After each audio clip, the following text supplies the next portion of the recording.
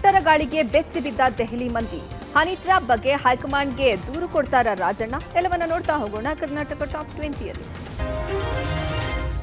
ಜಾತಿ ಗಣತಿ ವಿವಾದದ ಜೇನುಗೂಡಿಗೆ ಕೈ ಹಾಕಿದ್ರು ಎಲ್ಲರನ್ನೂ ಕೂಡ ವಿಶ್ವಾಸಕ್ಕೆ ತೆಗೆದುಕೊಳ್ಳುವ ಲೆಕ್ಕಾಚಾರಕ್ಕೆ ಸಿಎಂ ಸಿದ್ದರಾಮಯ್ಯ ಮುಂದಾಗಿದ್ದಾರೆ ಎನ್ನಲಾಗ್ತಿದೆ. ಸಚಿವ ಸಂಪುಟ ಉಪಸಮಿತಿ ರಚನೆಯಲ್ಲಿಯೇ ಸಿಎಂ ಸಮುದಾಯದ ಆದ್ಯತೆಯ ಮಾಸ್ಟರ್ ಪ್ಲಾನ್ಗೆ ಮುಂದಾಗಿದ್ದಾರೆ ಎನ್ನಲಾಗ್ತಿದೆ. ಸಚಿವ ಸಂಪುಟ ಉಪಸಮಿತಿಗೆ ಜಾತಿ ಗಣತಿ ವಿರೋಧಿಸ್ತಾ ಇರುವ ಸಮುದಾಯದ ಸಚಿವರ ಆಯ್ಕೆ ಆಯಾ ಸಮುದಾಯಕ್ಕೆ ಬಿಟ್ಟಿದ್ದಾರೆ ಎನ್ನಲಾಗ್ತಿದೆ.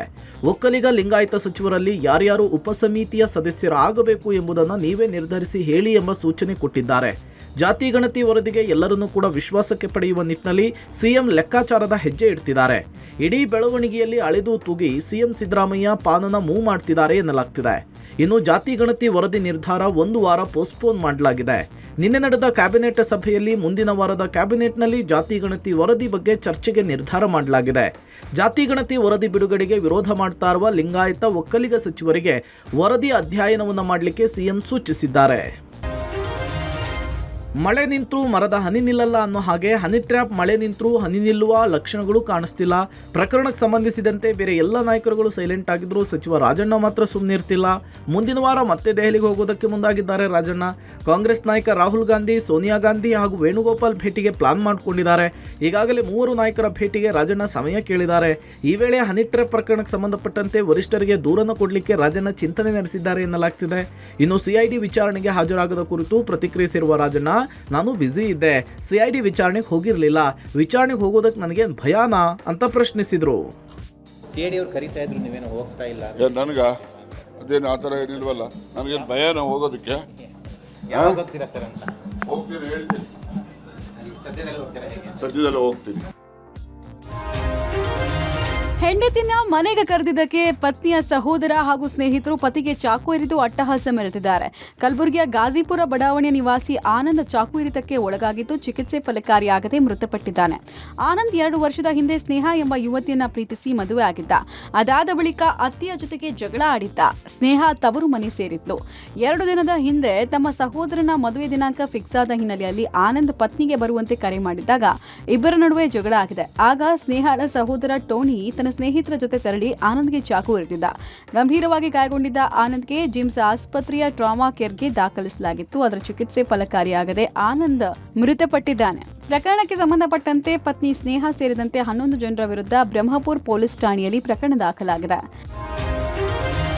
ಹವಾಮಾನ ವೈಪರೀತ್ಯದಿಂದ ದೆಹಲಿಯಲ್ಲಿ ನಿನ್ನೆ ಸಂಜೆ ಬೀಸಿದ ಬಿರುಗಾಳಿ ರಾಷ್ಟ್ರ ರಾಜಧಾನಿ ಜನರನ್ನ ಬೆಚ್ಚಿ ಬೀಳುವಂತೆ ಮಾಡಿದೆ. ಮೋಡ ಮುಸುಕಿದ ವಾತಾವರಣ ಕಂಡುಬಂದ ಕೆಲವೇ ಕ್ಷಣಗಳಲ್ಲಿ ವೇಗವಾಗಿ ಬಿರುಗಾಳಿ ಬೀಸಿದೆ. ಧೂಳು ಮಣ್ಣು ಮಿಶ್ರಿತ ಬಿರುಗಾಳಿಗೆ ಜನರು ದಿಕ್ಕಾಪಾಲಾಗಿ ಓಡಿದ್ದಾರೆ. ಎಕ್ಸ್ಪ್ರೆಸ್ ವೇಗಳಲ್ಲಿ ವಾಹನಗಳ ಸಂಚಾರಕ್ಕೆ ಅಡ್ಡಿ ಉಂಟಾಯಿತು.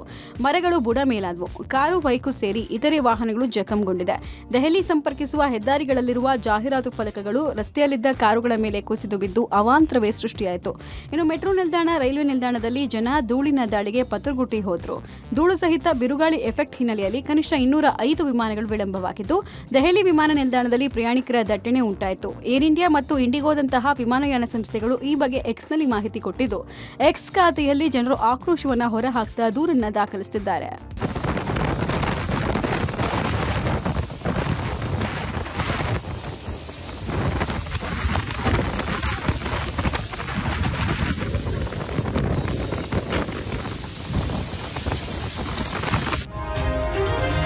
ಕಲ್ಯಾಣ ಕರ್ನಾಟಕ ಭಾಗದ ಜಿಲ್ಲೆಗಳ ಅಭಿವೃದ್ಧಿಗೆ ಸರ್ಕಾರ ಸಾವಿರಾರು ಕೋಟಿ ರೂಪಾಯಿ ಹಣವನ್ನು ಬಿಡುಗಡೆ ಮಾಡುತ್ತೆ.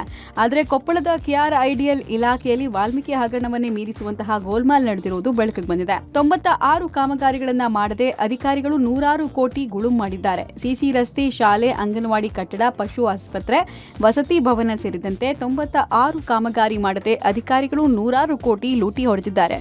ಸುಳ್ಳು ದಾಖಲೆ, ಬೋಗಸ್ ಬಿಲ್ ಸೃಷ್ಟಿ ಮೂಲಕ ಕೋಟ್ಯಾಂತರ ರೂಪಾಯಿ ಹಣವನ್ನು ಲಪಟಾಯಿಸಲಾಗಿದೆ. 62 ಕೋಟಿ ರೂಪಾಯಿ ಹಣ ದುರ್ಬಳಕೆ ಆಗಿರುವುದನ್ನು ಅಧಿಕಾರಿಗಳೇ ಒಪ್ಪಿಕೊಂಡಿದ್ದಾರೆ. KRIDLನ EE ಚಿಂಚೋಳಿಕರ್ ಹೊರಗುತ್ತಿಗೆ ನೌಕರ ಕಳಕಪ್ಪ ನಿಡಗುಂದಿ, ಗುತ್ತಿಗೆದಾರ ಅಮರೀಶ್ ಎಂಬಲದ ಹಗರಣದಲ್ಲಿ ಭಾಗಿಯಾಗಿದ್ದಾರೆ. ಪಬ್ಲಿಕ್ ಟಿವಿಯಲ್ಲಿ ಸುದ್ದಿ ಪ್ರಸಾರ ಆಗ್ತಾ ಇದ್ದ ಹಾಗೆ ಪ್ರಕರಣ ಮುಚ್ಚಿ ಹಾಕೋಕೆ ಸಂಚು ನಡೀತಾ ಇದೆ. ಅಲ್ಲದೆ ಉನ್ನತ ಮಟ್ಟದ ಪ್ರಭಾವದ ಮೂಲಕ ಗುತ್ತಿಗೆದಾರ ಅಮರೀಶ್ ಎಂಬಲದ ಹೆಸರನ್ನ ಕೈಬಿಡೋಕೆ ಇನ್ನಿಲ್ಲದ ಕಸರತ್ತು ನಡೀತಾ ಇದೆ. ಬೆಂಗಳೂರಿನಲ್ಲಿ ನಡೆಯೋ ಐಪಿಎಲ್ ಪಂದ್ಯಗಳ ಟಿಕೆಟ್ಗಳು ಕಾಳಸಂತೆಯಲ್ಲಿ ಮಾರಾಟ ಆಗ್ತಿದೆ. ಇತ್ತೀಚೆಗೆ ನಡೆದ ಆರ್ಸಿಬಿ ಹಾಗೂ ಡೆಲ್ಲಿ ಕ್ಯಾಪಿಟಲ್ಸ್ ಪಂದ್ಯದ ಟಿಕೆಟ್ಗಳನ್ನು ಕಾಳಸಂತೆಯಲ್ಲಿ ಬೇಕಾಬಿಟ್ಟಿಯಾಗಿ ಮಾರಾಟ ಮಾಡಲಾಗಿದೆ. ಸಿಸಿಬಿ ಪೊಲೀಸರು ರಹಸ್ಯ ಕಾರ್ಯಾಚರಣೆ ನಡೆಸಿದ್ದು 8 ಮಂದಿ ಬ್ಲಾಕ್ ಟಿಕೆಟ್ ಮಾರಾಟಗಾರರನ್ನು ಬಂಧಿಸಲಾಗಿದೆ. ಆರ್ಸಿಬಿ ಫ್ಯಾನ್ ಸೋಗಿನಲ್ಲಿ ಪೊಲೀಸರು ಸ್ಟಿಂಗ್ ಆಪರೇಷನ್ ಮಾಡಿದ್ದು ಬ್ಲಾಕ್ ಟಿಕೆಟ್ ದಂಧೆ ಹಿಂದೆ ಯಾರಿದ್ದಾರೆ ಅನ್ನೋ ತನಿಖೆ ನಡೆಸ್ತಾ ಇದೆ. ಬ್ಲಾಕ್ ಟಿಕೆಟ್ ಮಾರಾಟದ ಹಿಂದೆ ಕೆಎಸ್ಸಿಎ ಅಧಿಕಾರಿಗಳೇ ಶಾಮೀಲಾಗಿದ್ದಾರೆ ಅನ್ನೋ ಆರೋಪ ಕೂಡ ಕೇಳಿಬಂದಿದೆ. ಇನ್ನು ಸ್ಟೇಡಿಯಂನಲ್ಲೇ ಕೂತು ಲೈವ್ ಬೆಟ್ಟಿಂಗ್ ನಡೆಸ್ತಾ ಇದ್ದ 3 ಕಿಂಗ್ ಪಿನ್ಗಳನ್ನು ಸಿಸಿಬಿ ಪೊಲೀಸರು ಅರೆಸ್ಟ್ ಮಾಡಿದ್ದಾರೆ.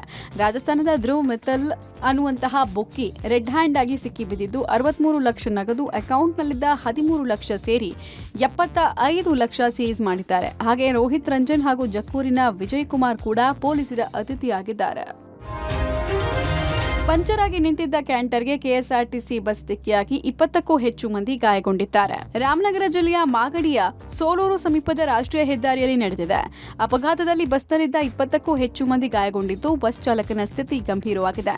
ಮಂಗಳೂರು ಬೆಂಗಳೂರು ರಾಷ್ಟ್ರೀಯ ಹೆದ್ದಾರಿಯಲ್ಲಿ ಕ್ಯಾಂಟರ್ ಪಂಕ್ಚರ್ ಆಗಿ ನಿಂತಿತ್ತು. ಇದನ್ನು ಗಮನಿಸದೆ ಚಾಲಕ ಬಸ್ ಚಲಾಯಿಸಿಕೊಂಡು ಬಂದಿದ್ದಾನೆ.